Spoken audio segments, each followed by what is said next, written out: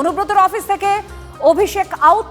ঋতব্রত শিবিরের নাম লেখানোর পর বীরভূম জেলা সভাপতির পদ ফিরে পেতেই অনুব্রত মণ্ডলের বোলপুরের অফিস থেকে সরে গেল অভিষেক বন্দ্যোপাধ্যায়ের ছবি, কিন্তু মমতা বন্দ্যোপাধ্যায়ের ছবি রইল।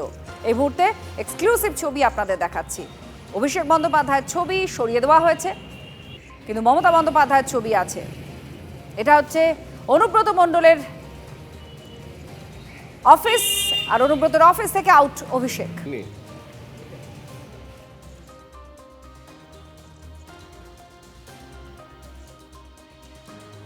জেলা সভাপতির পদ ফিরে পেয়েই ঋতব্রতকে ধন্যবাদ অনুব্রতর। আগেও জেলা সভাপতি ছিলাম, ফের সভাপতি হয়েছি, ধন্যবাদ জানায় ঋতব্রতকে। কেউ সরিয়ে দিয়েছিল, মমতা বন্দ্যোপাধ্যায়ের প্রতি আমার দুর্বলতা আছে।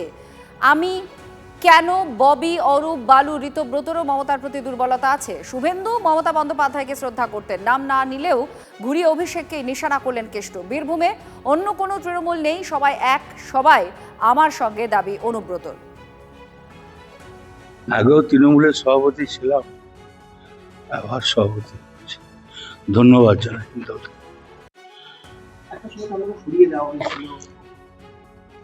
সরিয়ে দিয়েছিল, কেউ সরিয়ে দিয়েছিল। মমতা ব্যানার্জির প্রতি দুর্বলতা আমার আছে। আমার কেন, যারা তৃণমূল আছে, ঋতব্রতরও মমতা ব্যানার্জির প্রতি দুর্বলতা আছে, ববিরও আছে, অরূপেরও আছে, অরূপ রায়েরও আছে, বালুরও আছে। অভিষেকের জন্য আমি কারোর নাম বলতে রাজি না। দলটা কাকে দিকে করা? দল নিজেকে কংগ্রেস করেছি, কংগ্রেস থেকে তৃণমূলে এসেছি। দলটা আমি আজ থেকে করছি। কোনো কি দলীয় বৈঠক দেখতে পারি, লোকজন যাবে? 100 বার লোক, খুব কম করে 25-30 হাজার লোক। আর কারা কারা তৃণমূলের এই জেলা থেকে আপনার সঙ্গে রয়েছে? সবাই। এখানে তো কোনো রকম দুটো বীরভূম জেলায়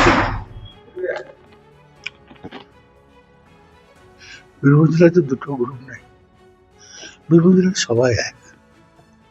বীরভূম জেলায় আমি যখন জেলা প্রেসিডেন্ট ছিলাম তখনও সবাই আমার সঙ্গে ছিল, এখনো সবাই আমার সঙ্গে। কে ছুটকো ফাটকা 3 নম্বরে বাচ্চা আর সাইডে চলে গেল, তাতে কি হয়ে গেল। আমরা এই নিয়ে কথা বলবো। তন্ময় প্রামাণিক আমাদের সঙ্গে রয়েছেন, অ্যাসিস্ট্যান্ট এডিটর। আর এই তন্ময়, অনুব্রত মণ্ডল, বীরভূম, তার জেলে যাওয়া, সে একাধিক মামলা, এই সমস্ত কিছু অনুব্রত মণ্ডলের সঙ্গে জুড়ে আছে।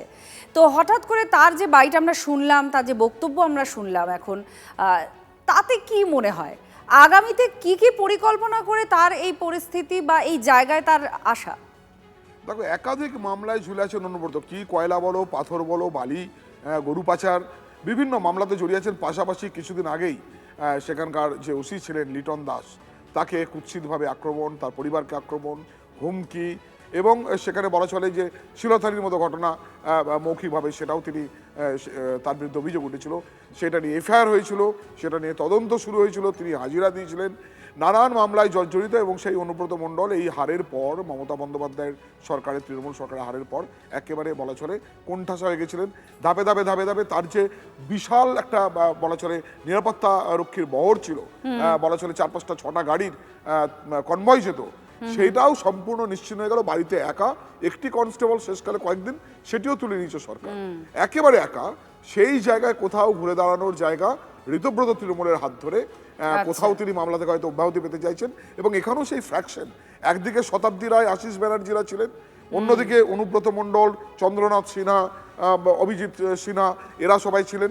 এবং বলা হতো পরবর্তী সময়ে হঠাৎ করে 2022 সালের পরে যখন কাজল শেখের উত্থান হলো, সেই কাজল শেখের উত্থানের পর একদম দুটো মেরু হয়ে গেছিল এই বীরভূমে, দুটো জায়গায় ভাগ হয়ে গেছিল। আজকে বারবার যে কারণ অনুব্রত মণ্ডল বলছেন যে এখানে কোনো গোষ্ঠীদ্বন্দ্ব নেই, এখানে একটাই তৃণমূল, আগেও ছিল, এখন আছে, আমি এবং আমার সঙ্গে সবাই, এখানে 2-1 3 নম্বর ছাগলের ছানা হয়ে আছে। অর্থাৎ কোথাও তিনি কাজলের নাম নেননি এবং কাজল ঘনিষ্ঠদের নাম নেননি। তিনি বলেছেন আমি, সুদীপ্ত এবং চাঁদু মানে চন্দ্রনাথ সিনহা, প্রাক্তন মন্ত্রী, সুদীপ্ত মানে সুদীপ্ত ঘোষ, সর্বক্ষণের সঙ্গী। এই বিষয়টা তিনি আবার সেই তৃণমূল কর্মীদের নিয়ে উঠে এসে বাঁচার চেষ্টা করছেন ঋতব্রতদের হাত ধরে, এটা অন্তত স্পষ্ট হচ্ছে। এটার পাশাপাশি এবার আপনাদের একটা বক্তব্য শোনাবো অনুব্রত মণ্ডলের, যেখানে তার যে অফিস, সেই অফিস থেকে আপনাদের দেখাচ্ছিলাম যে অভিষেক বন্দ্যোপাধ্যায় আউট, তার কোনো ছবি নেই, কিন্তু মমতা বন্দ্যোপাধ্যায়ের ছবি আছে। সেই ছবি আপনাদের যেমন একদিকে দেখাচ্ছি, এবার অনুব্রত মণ্ডলের বক্তব্যও শোনাবো, শুনুন।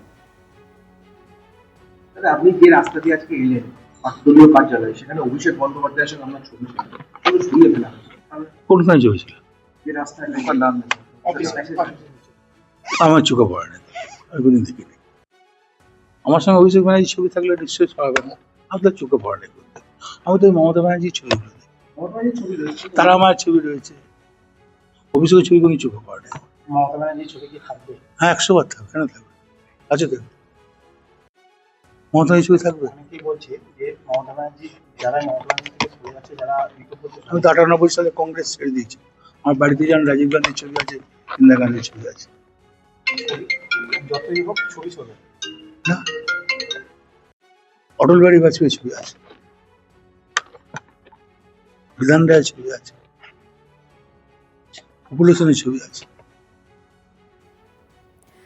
তন্ময়, এটা কি সেই বাঁচার কৌশল হিসেবেই ধরা যাবে, নাকি এটা এখন ঋতব্রত তৃণমূল যেহেতু এই স্ট্র্যাটেজিতেই চলছে যে মমতা বন্দ্যোপাধ্যায় তাদের পরামর্শদাতা হতে পারেন, তারা তাকেই মানেন, সেটাই একটা জাস্ট একটা শাখা? দেখো, ঋতব্রতকে ধন্যবাদ জানিয়েছেন, শুভেন্দুকে ধন্যবাদ, শুভেন্দুর কাজের প্রশংসা সব রয়েছে। এই যে ছবি প্রসঙ্গ, মানে অনুব্রত মণ্ডলের এই যে ছবি বিবেচনা করে তিনি বলছেন, ছবি অজুহাত দিচ্ছেন, সেখানে তিনি বলছেন আমি কংগ্রেসে ছিলাম, আমার ঘরে রাজীব গান্ধী, ইন্দিরা গান্ধীর ছবি আছে। তারপর তিনি বলছেন আমি তারপর তৃণমূল কংগ্রেসে এসেছি, সেখানে আমার সকলের সঙ্গে মমতা ব্যানার্জির সঙ্গে ছবি আছে।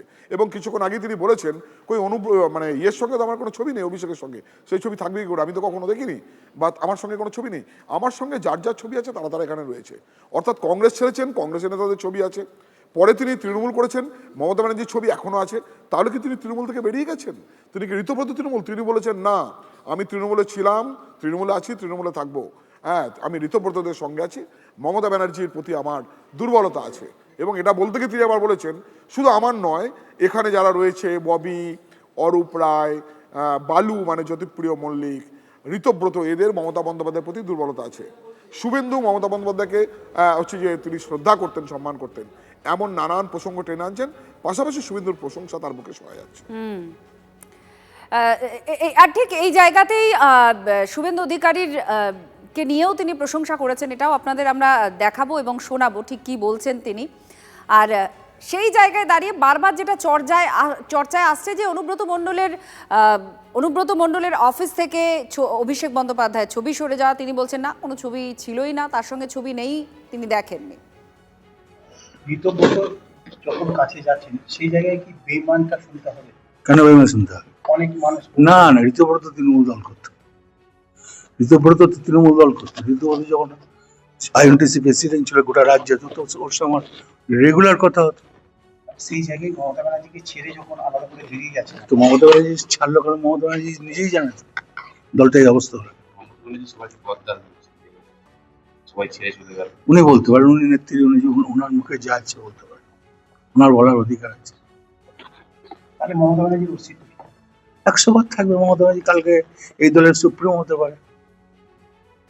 আর এর সঙ্গে এবার আপনাদের শোনাবো কি বলেছেন শুভেন্দু অধিকারীকে নিয়ে, কারণ প্রশংসায় পঞ্চমুখ বলা যায়, যে বক্তব্য শোনাবো সেটা এভাবেই ব্যাখ্যা করা যায়। বর্তমান মুখ্যমন্ত্রীকে তিনি বলছেন লড়াকু নেতা, বিজেপি যখন গদিতে বসেছে তখন উন্নয়ন করবে আত্মবিশ্বাসী অনুব্রত মণ্ডল। এবার শুনুন। একটা কথা বলতে, বিজেপি যখন বসেছে গদিতে, বিজেপি উন্নয়ন করবে, অন্নপূর্ণা ভান্ডার দিচ্ছে, স্বাস্থ্যসাথী যারা আয়ুষ্মান ভবন পাবে না স্বাস্থ্যসাথী দেবো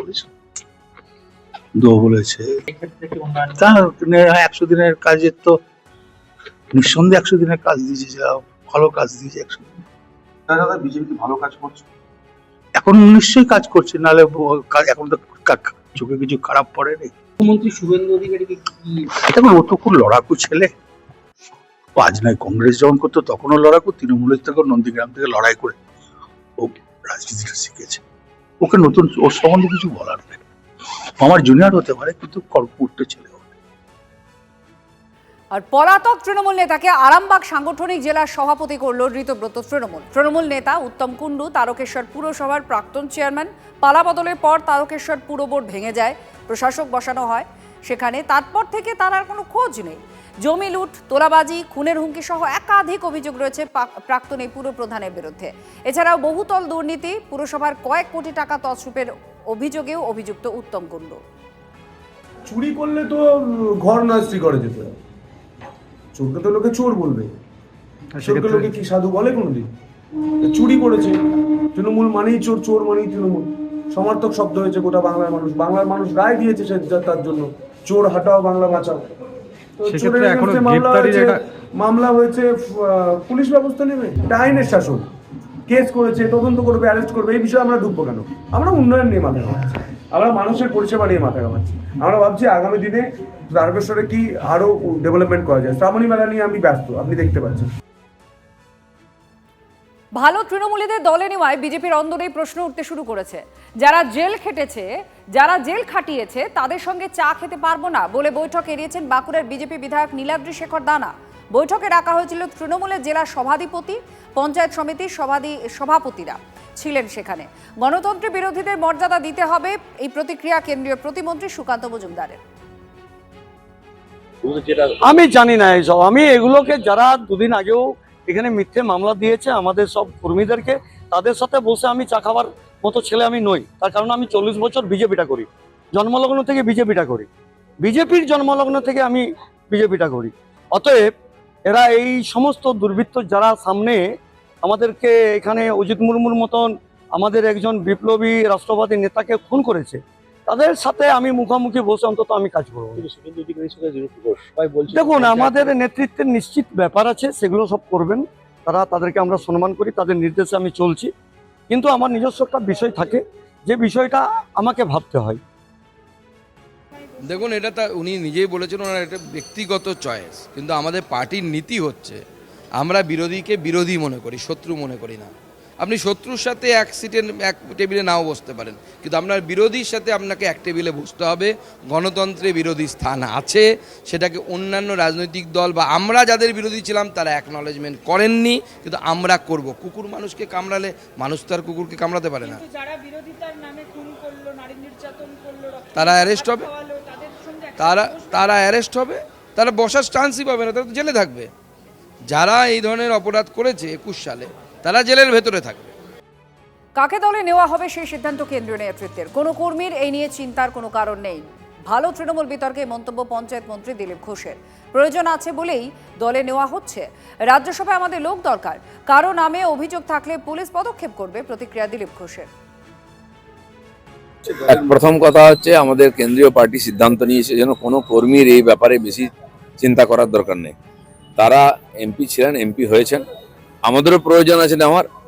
তাদের বিরুদ্ধে যদি ক্রিমিনাল অফেন্স থাকে, কোনো বেআইনি কার্যকলাপ থাকে, কমপ্লেন করুক গিয়ে থানায়, নেওয়া হবে না। আগে যা নেওয়া হয়েছে তারা ঠিক করে নেওয়া হবে না।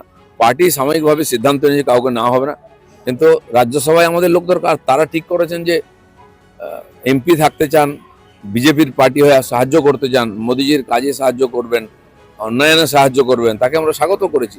এটা নিয়ে খুব বেশি যারা চিন্তাভাবনা করছেন, এটা তাদের কাজ নয়, কেন্দ্রীয় পার্টির উপরে ছেড়ে দিন।